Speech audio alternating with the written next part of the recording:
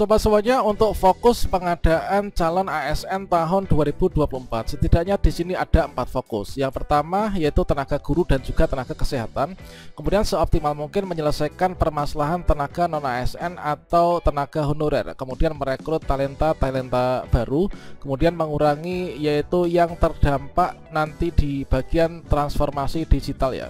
Dan selanjutnya di sini sepertinya untuk tahapan pengadaan seleksi CASN 2024 ini sudah dimulai teman-teman, yaitu dengan rilisnya surat edaran terbaru dari Kemenpan RB terkait tentang usulan jumlah kebutuhan ASN 2024.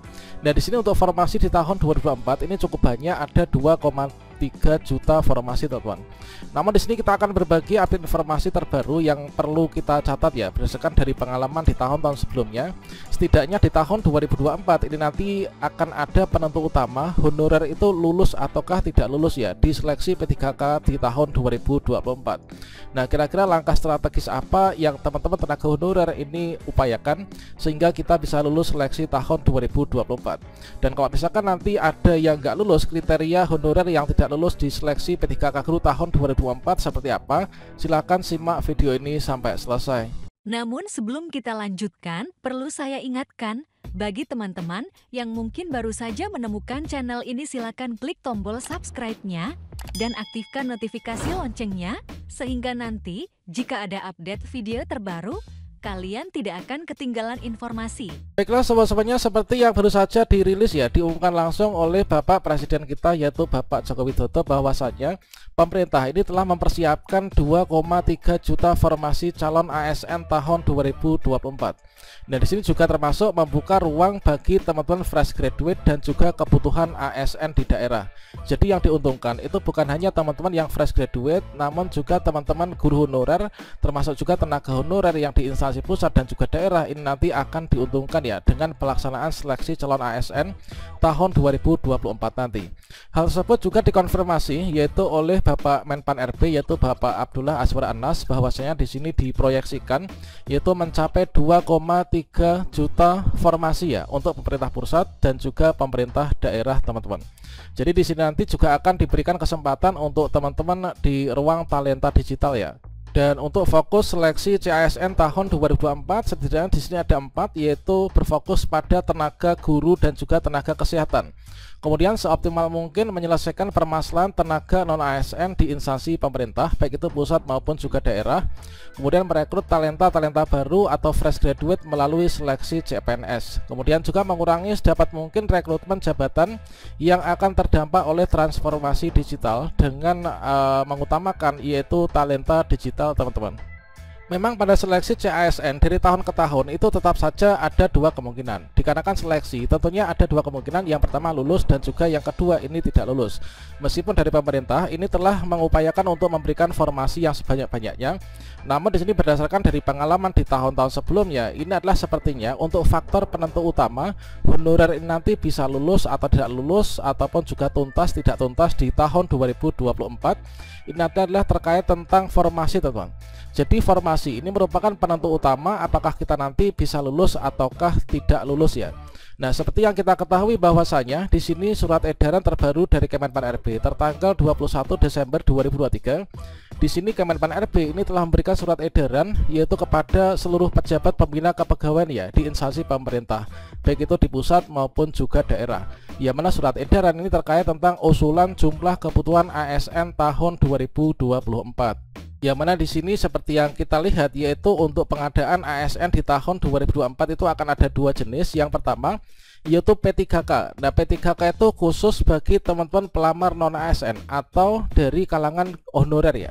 Kemudian yang kedua yaitu untuk CPNS itu bagi teman-teman yang pelamar umum. Nah, kabar baiknya untuk yang honorer di sini nanti dari seluruh ijazah ini nanti akan bisa tercover untuk ikut seleksi, termasuk juga dari jenjang paling rendah ya, yaitu pendidikan SD ini nanti juga bisa ikut seleksi teman-teman di tahun 2024. Nah, di sini untuk jumlah usulan formasi tentunya sudah kita lihat di depan tadi yang diumumkan oleh Bapak Presiden Joko Widodo yaitu 2,3 juta formasi.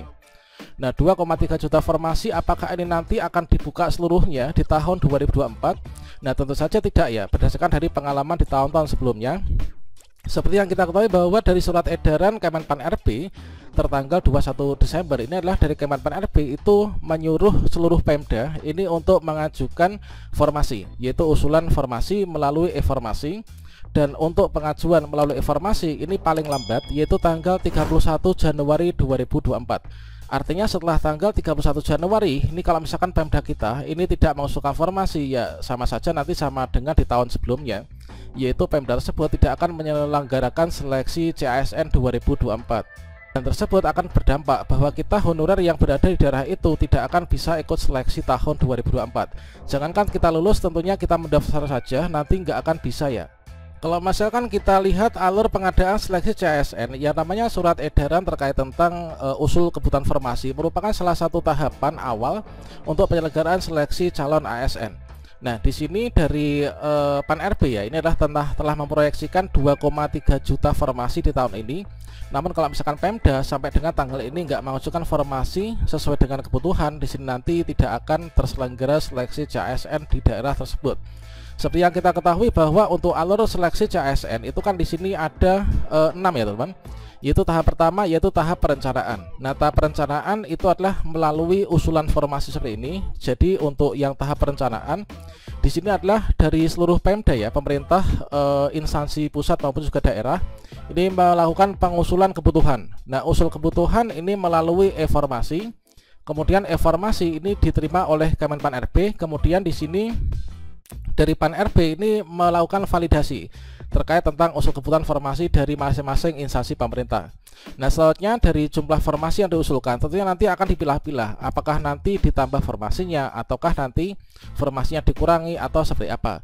Nah, selanjutnya dari Kemenpan RB ini akan memberikan surat penetapan ya, surat penetapan kebutuhan, jumlah kebutuhan seluruh formasi CASN 2024 melalui SK Pan RB seperti ini. Nah, selanjutnya SK Pan RB akan dilanjutkan diberikan kembali ke Pemda sebagai dasar nanti untuk membuka pendaftaran. Nah, pembukaan pendaftaran ini nanti masuk di tahap yang B ya, yaitu pengumuman lowongan. Nah, setelah pengumuman lowongan ini mendapatkan SK Pan RB, tentunya setiap dari pengumuman kebutuhan CASN ini selalu mendasarnya itu mendasar dari SK Pan RB terkait tentang penetapan kebutuhan. Barulah kalau misalkan di sini sudah diberikan lowongan, berikutnya di sini lakukan pendaftaran, kemudian seleksi, kemudian pengumuman hasil seleksi dan juga pengangkatan menjadi P3K. Jadi di sini di tahap perencanaan sampai dengan tanggal 31 Januari 2024 merupakan sebuah masa-masa yang sangat krusial penentu apakah kita sebagai guru honorer ini nanti akan bisa ikut seleksi tahun 2024 ataukah tidak.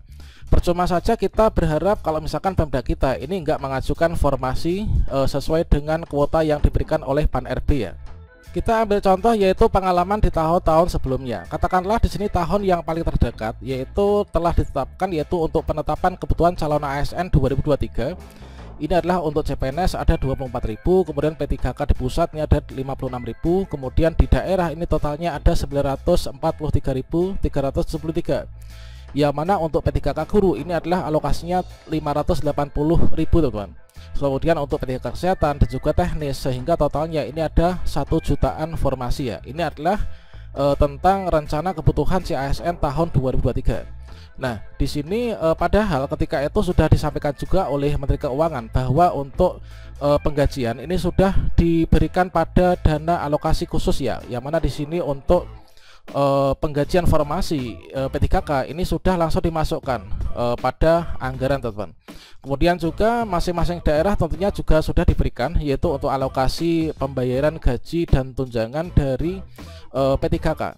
Namun kenyataannya seperti apa dengan jumlah formasi yang disampaikan di sini ya? Ternyata untuk daerah yang melakukan pengusulan formasi ini jauh dari harapan teman-teman.